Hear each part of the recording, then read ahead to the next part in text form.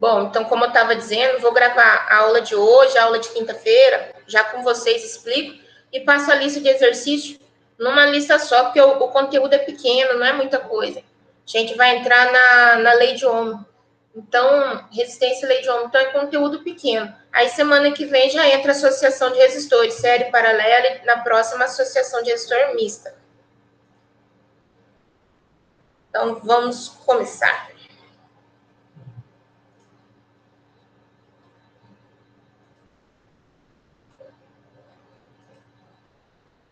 Aí, conforme o pessoal for chegando, eu vou liberando o acesso.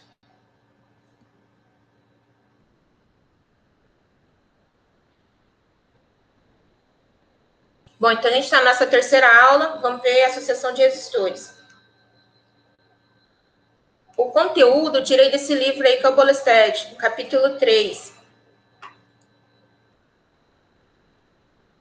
A gente pergunta, mas para que serve resistor? Dentro do ferro de passar tem resistor, dentro do chuveiro elétrico ou torneira elétrica, dentro das lâmpadas antigas, lâmpadas incandescentes. E são esses carinhas aqui. Eles são muito usados para limitar a passagem de corrente ou, vamos assim dizer, fazer uma divisão de tensão, estipular que saia num nível de tensão desejado. E aí vou explicar para vocês como que funciona esse código de cor e por aí vai. Durante a aula, se vocês tiverem dúvida, vocês perguntam aí, tá, pessoal? Esses resistores verdes grandes são resistores de potência. Quando você liga ele na corrente alternada, o bicho esquenta, mas esquenta com vontade, tá? São resistores de fio enrolado. Então, fio de material resistivo e são feitos para gerar calor. Esses outros são os resistores que a gente mais usa na parte de eletrônica, circuito e por aí vai. São resistores de filme de carbono. Eles têm 2 terminais e o tamanho do corpinho deles indica a capacidade de potência que ele tem de dissipar calor. Então, o menorzinho chama de 1/4 de watt ou 0,25 watt. Aí o dobro do tamanho dele é o de meio watt. E eles podem ter o mesmo valor de resistência, tá? Só que o que vai determinar se ele vai queimar num lugar ou não é a capacidade que ele tem de dissipar a energia. Esse outro já é 1 watt, 2 watt, e esse grandão que tem até essas aletas de alumínio, esse dispersor de calor, é um de 25 watts. O símbolo de resistência é essa, né? Uma linha, como assim dizer, cheia de setinhas pontilhadas, mas pode ser representado também por uma outra norma europeia que no lugar desse símbolo cheio de setinhas, eles colocam um quadradinho. Já até mostrei a vocês na última aula, e ele é representado pela letra grega ômega, né? Que é a unidade dele. Por dentro do resistor, ele é um filmezinho de plástico, já tive a oportunidade de abrir um, e dentro dele ele vai ter esses terminais, né? Que são as perninhas que a gente chama vulgarmente, as perninhas resistores. Dentro dele vai ter o material resistivo, normalmente é feito de filme de carbono, né? E vai ter as faixas coloridas. Por essas faixas coloridas que a gente vai identificar o valor da resistência.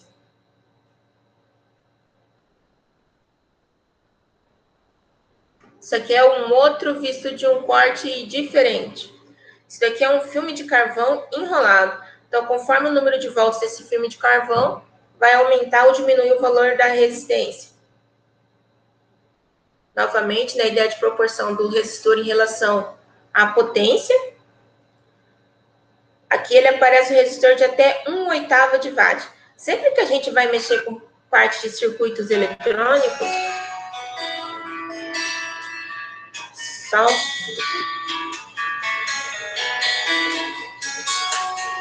Eita, pega, na hora o trem vai acabar mesmo.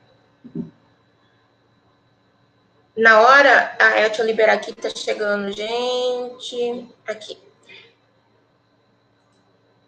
É duas coisas ao mesmo tempo, aí tem hora que a gente fica meio. Não sabe o que atende primeiro, ligação e aluno chegando. Tá bom. Então, quando a gente vai usar, normalmente a gente usa desse resistor aqui, ó, de 1/4 de watt. Ele é o tamanho padrão. Esse resistor de 1/8 de watt, só se a gente quiser que o trem seja muito pequeno.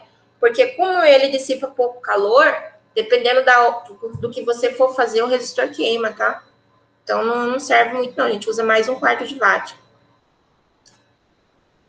Tem um resistor especial que é chamado de resistor variável. Ou potenciômetro. Ele é um resistor que vai ter 3 terminais, 3 perninhas, ele é representado assim, ó. É como se fosse um resistor inteiro. Se eu medir entre o terminal A e o terminal C, eu vou ter o valor da resistência total do potenciômetro. Só que ele tem um seletor deslizante ao meio, que aí entre o terminal A e B eu vou ter uma resistência variável. Então, conforme eu desloco essa setinha aqui ao longo da resistência, eu vou, entre A e B, possuir uma resistência variável, e entre B e C também a resistência variável. Na prática, para a gente estar ligando esse resistor, normalmente a gente curta-circuita as 2 perninhas desse resistor. Deixa eu tirar a parte do vídeo, aí fica melhor. Curto-circuita as 2 perninhas do resistor. Então, eu vou ter aqui entre o terminal A e B, chamado de RAB, e entre o outro terminal...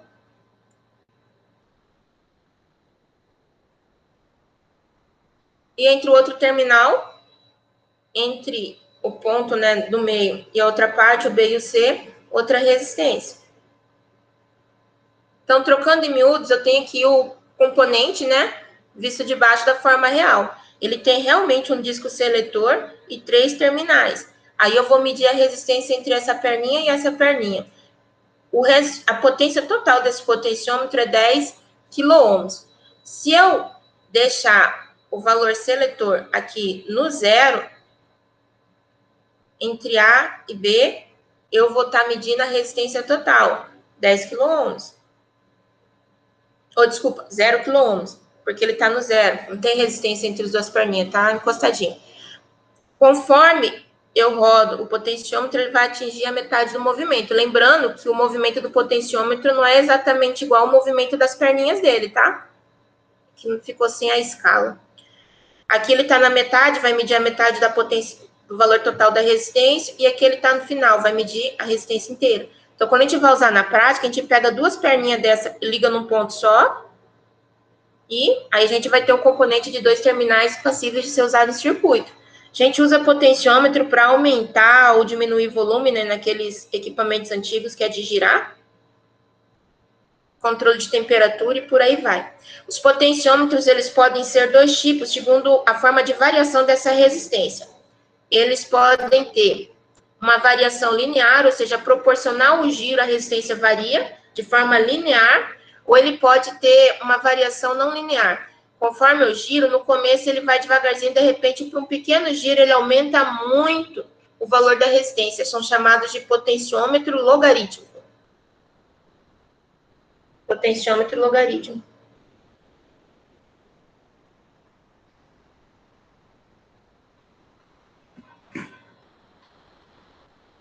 Aqui é um multiteste testando, né, medindo a resistência entre os terminais do potenciômetro.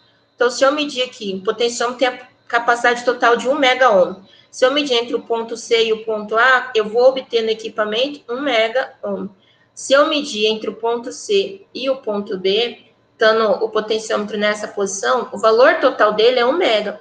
Então, ele vai medir, né, está um pouquinho a mais da metade, ele vai medir 750 kΩ entre B e C e 250 kΩ entre A e B.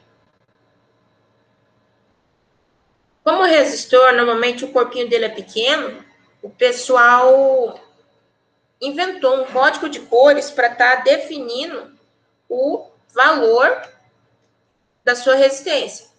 Que às vezes não dá de vir impresso no corpo dele o valor da resistência, então eles definiram um código de cor.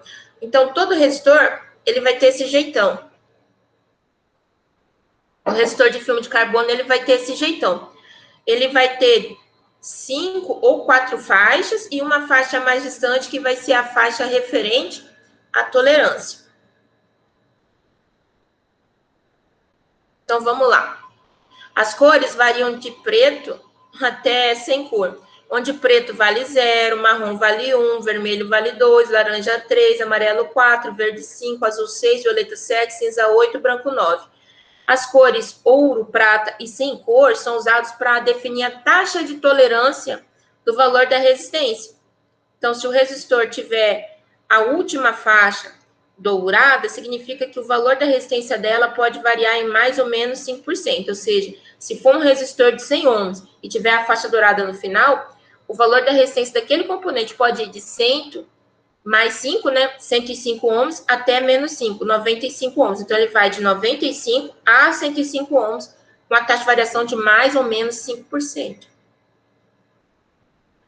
Então, ele vai ter a primeira faixa, a segunda faixa, a terceira faixa, o multiplicador e a última faixa é a tolerância. Então, aqui, supondo, né, nessa figura representa um resistor, ele tem apenas 4 faixas no total. Então, eu vou ter a primeira faixa, vai ser o primeiro número, a segunda faixa, o segundo número, a terceira faixa, o multiplicador, e a última faixa vai representar a tolerância. Falando assim, dá a impressão que é meio complicado, mas o negócio é bem simplesinho. Então, coloquei a tabelinha aqui à direita e vamos fazer a análise passo a passo. Na primeira faixa, eu tenho o primeiro algarismo. Olhando aqui na minha tabelinha, o meu primeiro número, né, a primeira faixa representa o número 5, então vai ter o valor 5 aqui no primeiro resistor. Aí vamos para a segunda faixa. Na segunda faixa, eu tenho a cor azul. Olhando na minha tabela aqui, na segunda faixa, o azul vale 6. Vou para a terceira faixa. Como o meu resistor só tem 4 faixas, a terceira faixa aqui ó, já vai direto para o multiplicador. Vocês entenderam? Se tivesse 5 faixas, aí a terceira faixa era lida. Então, já vai direto para o multiplicador. O multiplicador é em potência da base 10, onde preto vale a potência 0 e por aí vai, segundo o número que representa, tá? Então, o resistor só tem até a faixa cinza no multiplicador, que representa 10 elevado à oitava. Aí, o que que acontece? A faixa vermelha, 10 ao quadrado. 10 ao quadrado, vou multiplicar por 100. Então, eu tenho 56 vezes 100.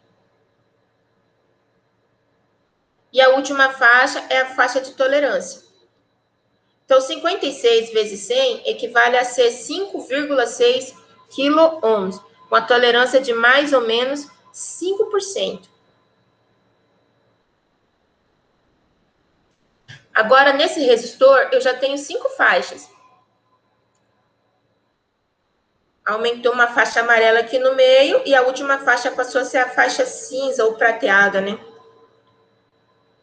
Aí, o que que acontece? Primeira faixa vale 5, segunda faixa azul vale 6, terceira faixa, agora ela entra na terceira faixa mesmo, vermelha vale 2, então agora eu vou ter 562. Então, resistores de 5 faixas são resistores de precisão. A terceira faixa, a quarta faixa, que é a faixa do multiplicador, no caso aí o multiplicador é o laranjinha, o laranjinha multiplica por 10 ao cubo, ou seja, por 1000, então eu vou ter 562 mil. E a tolerância dele é o prata, mais ou menos 10%. Lembrando que o cinza é diferente do prata. O prata é brilhoso e o cinza é cor fosca. Aí muitos perguntam, mas professora, como que eu sei que eu vou pegar a primeira faixa de um lado e não do outro? Quando você olha o resistor de frente, ele, vamos assim dizer, ele tem as faixas mais agrupadas próximas de um terminal, indicando que é por ali que você começa a leitura. Ele não é distribuído uniformemente ao longo do resistor.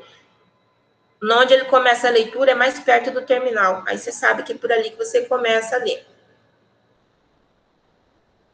Nesse outro resistor aí, tenta só vocês fazerem aí mentalmente, mandar no chat qual que é o valor dessa resistência. Lembrando que a última faixa aqui, ó, é sem cor, tá? Aí vocês vão olhar lá o sem cor. Façam aí vocês.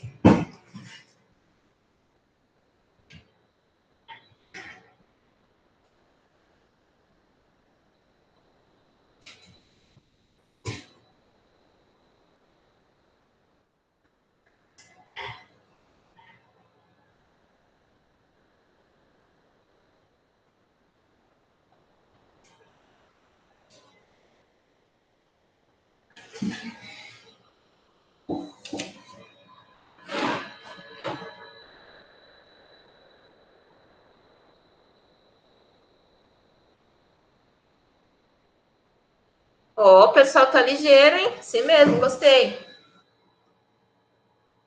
Vou parar a apresentação e vou abrir a câmera para mostrar a vocês uma ferramenta, né? Não é a gambiarra, é uma ferramenta. Eu comprei na eletrônica esse... Deixa eu abrir aqui, que aí eu vejo. Bom, comprei na eletrônica essa tabelinha aqui. Ele funciona como se fosse o disquinho. Aqui, para mim, ó, ele tem a primeira faixa, a segunda faixa, a terceira faixa e tal. Se a gente tivesse aula presencial, vocês iam manusear essa tabelinha. Então, eu vinha lá e vinha escolher a faixa do meu primeiro, ó. Escolhi a faixinha roxa. Roxa representa 7. No caso ali, vou fazer igual que vocês tinham colocado, né? No primeiro ali entra o marrom. Ó, tá escrito marrom aqui, com o valor de 1. Aí no segundo entraria o roxo com o valor de 7. O roxo com o valor de 7. Na terceira faixa, que é o multiplicador, ele não tem multiplicador. Seria o preto, sem multiplicador. E na última faixa, eu colocaria aqui o sem cor. Então, com essa ferramentinha aqui, você consegue, né, medir aí, vamos assim dizer, analisar como que funciona a questão do código de cor dos resistores. Tem também aplicativo para celular, né? Mas na minha época, o pessoal botava um teor assim, pegava um pote cheio de resistor e colocava você para separar esses resistores usando a tabela. Mas era tanto resistor que com o tempo você já, depois de 5 minutos, você sabia a tabelinha de cor e salteado. Na prática é outra coisa, né? Os exercícios que vocês vão ter que fazer referente a essa primeira parte é basicamente mexer com a parte do potenciômetro e com o código de cores.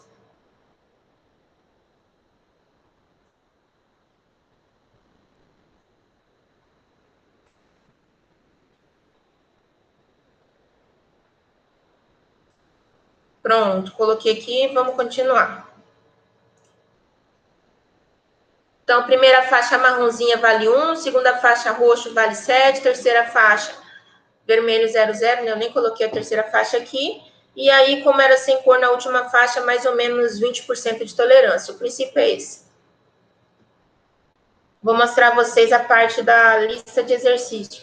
Então, a primeira parte da lista de exercício, que vem falando só de resistência, começa falando aqui um pouquinho de potenciômetro, e depois vem para vocês colocar o valor das resistências. Olha só, ele vem aqui na letra A, que seria essa linha inteira, com cada valor de cada faixa, tem apenas 4 faixas resistores, e aí você vai colocar aqui, preenchendo, o valor nominal, segunda faixa da tolerância, qual que é o valor mínimo, e qual que é o valor máximo. Então, vocês vão calcular e tá preenchendo isso aí para nós.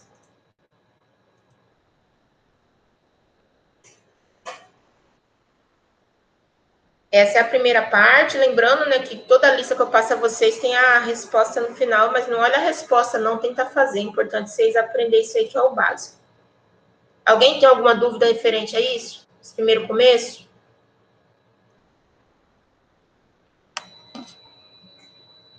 Não, professor. Eu não. Bom, não tem dúvida, a gente segue para frente o caixão, né? Vamos seguir o enterro aqui. Ó, no livro de vocês, do Bolestad, ele tá sem definição. Levantar a mão, alguma coisa? Thiago tá levantando a mão toda não, era hora só aí, ó. chat. Fala, Thiago, tu levantou a mão? Ah, não, eu tava só testando que não apareceu antes isso pra mim. Ah, tá bom. Para mim também apareceu agora, né? No Zoom que tem esse negócio de levantar a mão. Era no No Zoom, professora. Microsoft Teams também tem. Mas tá bom, é ferramenta nova, né? Ajuda. Deixa eu pôr aqui a vocês. O livro que tem aqui do Bolestad, ele pega e coloca muita coisa que a gente não usa. Então, na ideia de simplificar, né, e tal, ele vem tratando toda essa lei de Ohm. Se vocês tiverem dúvida, vocês podem estar lendo por ele, só que ele não tem definição para mostrar na tela, então eu vou usar esse aqui, que é o do XOL. Lá ele vem começando com essa parte de resistência, de circuito elétrico, de lei de Ohm. No capítulo 3, ele vem de forma bem direta falando o seguinte, ó. Quais são os componentes do circuito? Então, ele coloca aqui o primeiro componente, para dar a introdução à lei de Ohm, o primeiro componente, uma fonte de tensão, uma bateria, eu havia mostrado a vocês um símbolo de bateria que era apenas metade desse daqui, né? Então, eles colocam um duplicado assim para dizer que é uma bateria, uma pilha. O risco preto é simbolizado por um condutor elétrico, fio, e aqui o resistorzinho que está funcionando. E eles colocam um elemento de controle, que seria, no caso, uma chave. Chave aberta é circuito aberto. Circuito aberto não circula corrente. Chave fechada é circuito, né, fechado conduzindo normal, ou seja, conduz corrente. Aqui bem essa parte. Chave aberta, tenho tensão e não tenho corrente. Chave fechada é algo perigoso. Quando eu explicar a lei de Ohm, eu vou dizer como que funciona a questão do curto-circuito. Quando tem um curto sobre o resistor, o que vai acontecer no circuito? Outra coisa interessante sobre simbologia do circuito é a representação. Por exemplo, aqui, ó, eu tenho a fonte, terminal positivo e negativo. Aqui eu tenho o resistor. Essa parte de baixo aqui, ó, como é a parte negativa, eu posso substituir por este símbolo aqui, que é o símbolo de terra. Então, esses dois circuitos, eles são eletricamente iguais, são fechados sobre si, são interligados apenas pelo terra. Então, às vezes, eu não preciso pôr um fio para representar a ligação. Se eu colocar o símbolo de terra, qualquer coisa que eu ligar com esse símbolo de terra vai estar, é como se estivesse ligado no mesmo ponto. A abstração do autor do livro foi tanta que ele colocou até um circuito com vários resistores em paralelos, interligados na parte inferior, e substituiu essa ligação pelo símbolo do terra. Essa parte já falei. Acho que tem gente chegando. Olá, seja bem-vindo. Certo. Ó, eu vou explicar novamente, porque vai ter um exercício de fazer do potenciômetro, e é importante entender como que ele funciona. Aqui eu tenho os 3 terminais do potenciômetro. O cursor deslizante e o elemento resistível, essa parte cinza mais ao fundo. Vou colocar aqui uma canetinha que eu possa estar riscando. Isso, agora tá para estar riscando. Mais ao fundo. A resistência só é variável entre o terminal do meio e um terminal da ponta. Se eu pegar entre os 2 terminais da ponta, tipo entre o ponto A e o ponto C, eu já vou ter a resistência total do potenciômetro, não varia. Então, funciona mais ou menos como um divisor mesmo. Se o potenciômetro, sei lá, ele vale 100 e tiver que a ligação estiver bem no meio, então eu vou ter 50 ohms para um lado e 50 ohms para o outro. Então, se a resistência entre o ponto A e B está aumentando, a resistência entre o ponto B e C está diminuindo, porque é do mesmo componente. Acho que agora vai mais tranquilo. Tá. O que foi? Ele foi um estudioso e tal, e ele, muito jovem, propôs como que funcionaria a questão, né, da relação entre tensão, corrente e eletricidade. Vou colocar só no começo aqui, que tem a fotinha do Ohm. Watt, e agora sim vai aparecer o carinha lá, o Ohm. Aqui.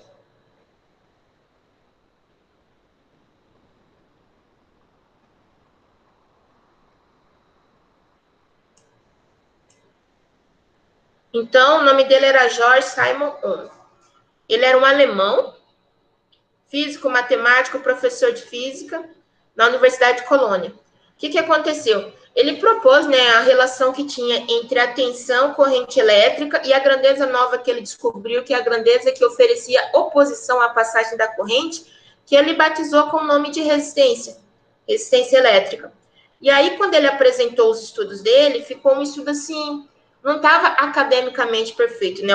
A lei que ele descobriu valia, a relação estava certa, só que não estava de forma apresentável matematicamente, que os outros físicos e matemáticos pudessem entender. É como se fosse um gênio à frente do seu tempo. O pessoal não entendeu nada do que ele propôs, que o ridicularizou em público. Foi tão forte essa ridicularização que ele chegou a perder a cadeira dele como professor. Então, ele começou a ganhar a vida fazendo trabalho braçal, manual e como professor particular.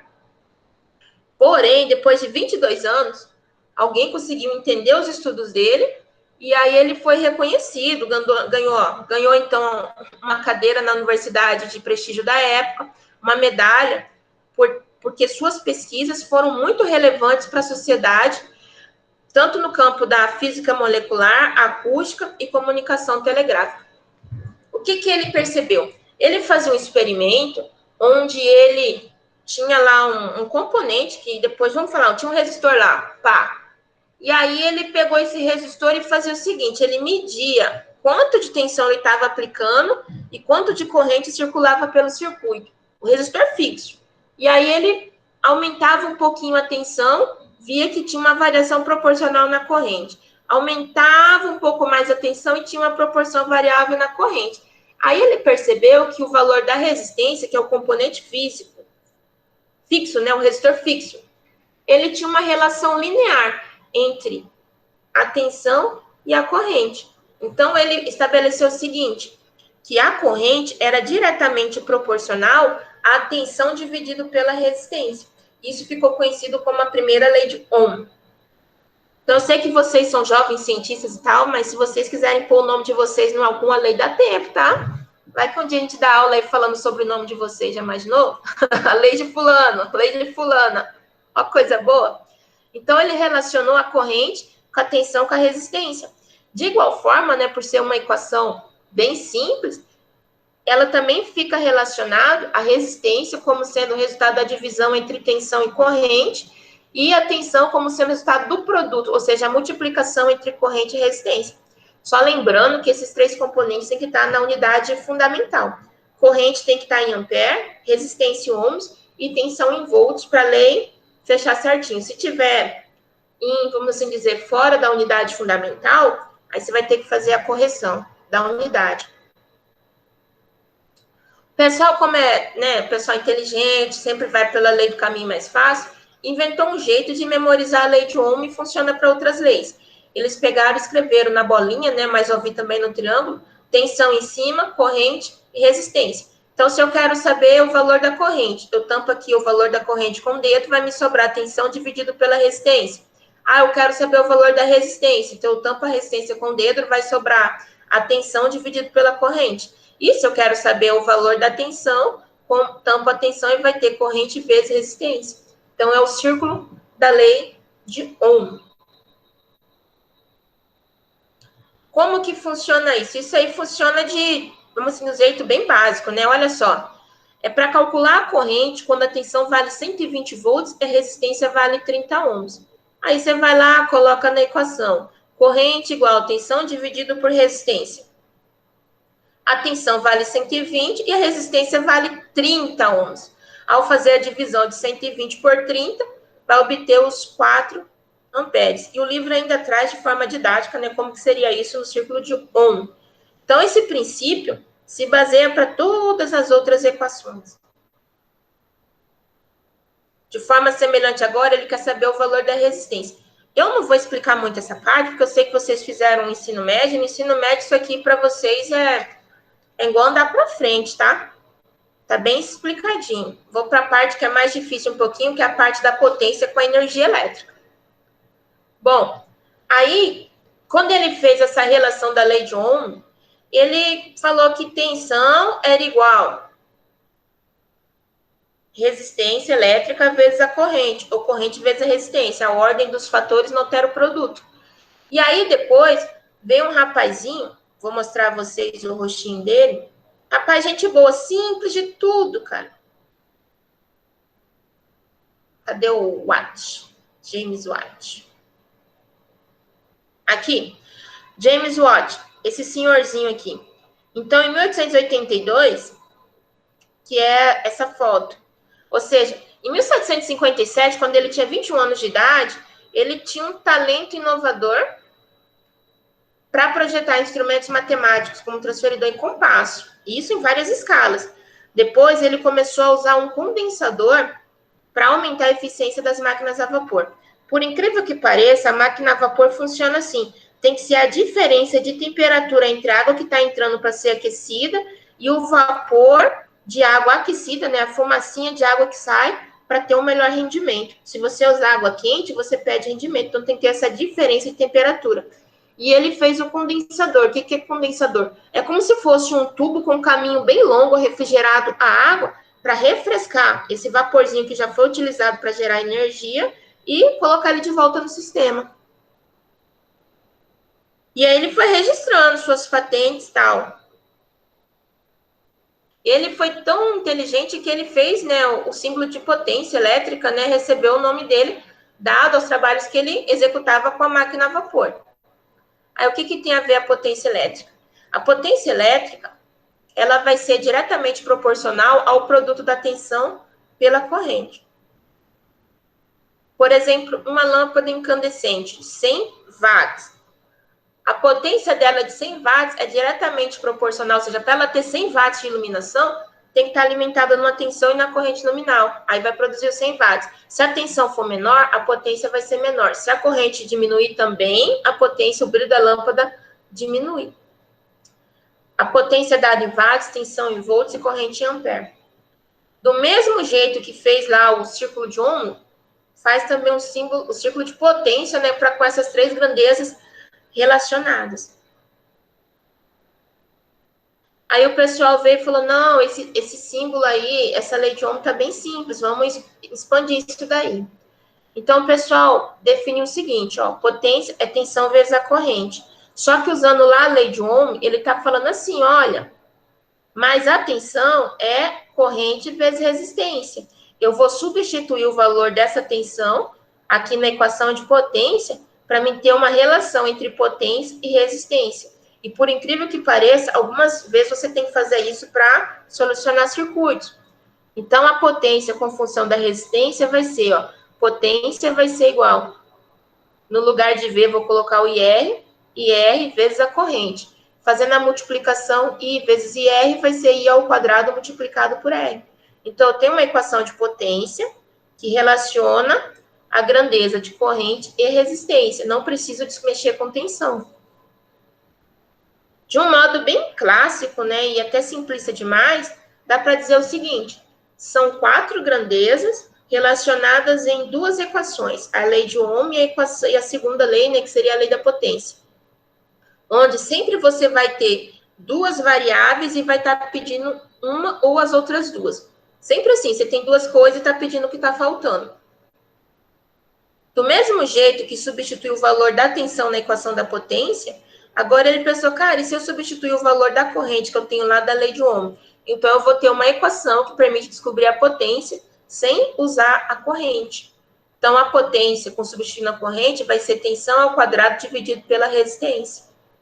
Então, por essa equação aqui, ó, eu descubro a potência elétrica sem precisar descobrir a corrente. Aqui eu tenho um exercício de uma forma bem usual, né? Ou seja, através de um resistor de 100 ohms, a corrente que passa por ele é de 0,2 ampere, para calcular a potência desse resistor. Então, ele me deu resistência e me deu corrente. Não me deu tensão. De forma com que a equação que relaciona potência, corrente e resistência é essa aqui, ó, a 3,5. Então, é essa equação que eu vou estar usando para resolver o circuito. Potência vai ser igual corrente ao quadrado multiplicado pela resistência. Substituindo os valores, vai chegar na resposta de 4 watts. E assim vai com todos os exercícios. É bem nesse estilo. Te dou 2 coisas e você descobre o que está faltando.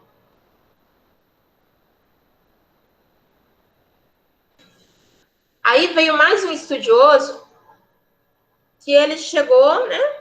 E falou assim, cara, mas a potência é como se fosse uma energia instantânea. E se eu somasse essa potência ao longo do tempo? Porque tensão vezes corrente é instantâneo. Já a energia não. É essa potência instantânea multiplicada pelo tempo de funcionamento. Em casa, a gente paga energia elétrica, que ela é dada por quilowatt-hora, ou seja, a potência em quilowatt consumida no mês e ao longo do tempo, né, que a média do tempo que essa potência foi consumida. Então, é quilowatt-hora. Isso sim é energia elétrica. E a equação também é bem simples, ó. Os jeitos de resolver. Que quantidade de energia é liberada em 2 horas se o gerador fornece 20 kW? Então, como a gente tem lá que a energia elétrica é potência ao longo do tempo, ele já me deu a potência, 10 kW. O tempo é 2 horas, eu vou pegar e multiplicar. 10 vezes 2, 20. Então, a resposta é que foram liberadas a energia de 20 kWh. Então, pessoal, com essa explicação, eu vou terminar de montar a lista com esses exercícios aqui da parte 2. Vocês viram que era bem simples, para a gente ter um encontro hoje, outro quinta-feira. E aí, quinta-feira, a gente não vai ter aula, tá? Nossa aula fica sendo até aqui. Quinta-feira não tem aula. A parte de quinta eu já acabei de falar agora. Okay, porque senão a gente ia ter aula por causa de 5 minutos, 10 minutos, né? Pergunta. Essa vai ser a lista 3? Vai ser a lista 3. Ah, sim. É que tem eu a lista coloquei 2 no lá. site, peraí, vou explicar. Eu coloquei no site a lista até a partezinha da primeira aula, que seria a aula de hoje. Não coloquei a parte de quinta-feira. Aí o que eu tô falando a vocês é assim, eu vou colocar agora naquela lista a parte de quinta-feira, que aí já fica a aula da semana, entendeu? Nesse começo é bem simples, mas vai chegar momento em que a gente vai precisar das 2 aulas. Tá bom? Aí essa parte da aula hoje, como já gravei, vou postar lá na internet. E se vocês tiverem dúvida, podem me chamar no WhatsApp. Mas então vai ser 16 listas, professora? Terceira lista de exercício, terceira aula. Ah, vai ser lista por aula. Vou compartilhar a tela só mais um pouquinho que eu mostro para vocês como que ficou lá no site, que aí não tem erro. Permitir. Ó, aqui tá no site lá de vocês, só que tá para mim como professora, mas é bem semelhante. O que acontece, ó? Eu coloquei aqui por semana, semana 1, que é a semana dia 17, e a gente teve as 2 aulas, a lista 1 e a lista 2. Cada lista já tá lá, a parte da aula, tudo certinho. Falta só pôr o vídeo aqui da aula 2. E agora, nessa semana 2, que é na semana do dia 24 do 11, a gente vai aprender lei de Ohm e sucessão de resistores. Aí vou incrementar aqui a parte da lista de exercício. Ó, lista 3, resistores e códigos de cores. Vou arrastar ela para lá, vou deixar ela no jeito para vocês dentro do campo apropriado. Pronto. Já está aqui dentro do campo apropriado. E só vou alterar essa lista 3 para colocar a parte que seria de quinta-feira, que é dessa parte de corrente elétrica, potência elétrica e energia elétrica, e entra a parte do quilowatt-hora. Essas 3 coisinhas. E a lista é pequena, tá? Não é grande, não. Vocês viram aqui, ó, que são 4 exercícios da primeira parte, e devo pôr mais uns 5, 6 aí da segunda parte. Tá bom? Professora, a data de entrega da lista 2, a senhora já estipulou? Já passou? Como é que é? Não, gente, vocês vão fazendo. Eu só falei para vocês na primeira aula, assim, vocês não deixam acumular muito, porque essas é pequena, no final vai ter lista mais pesada. Beleza, mas no caso... Vamos assim, até antes da prova fica melhor. Vocês entregam as listas até antes da prova.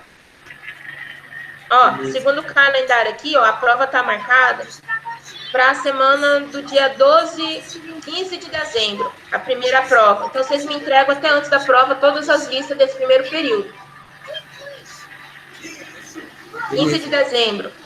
Beleza.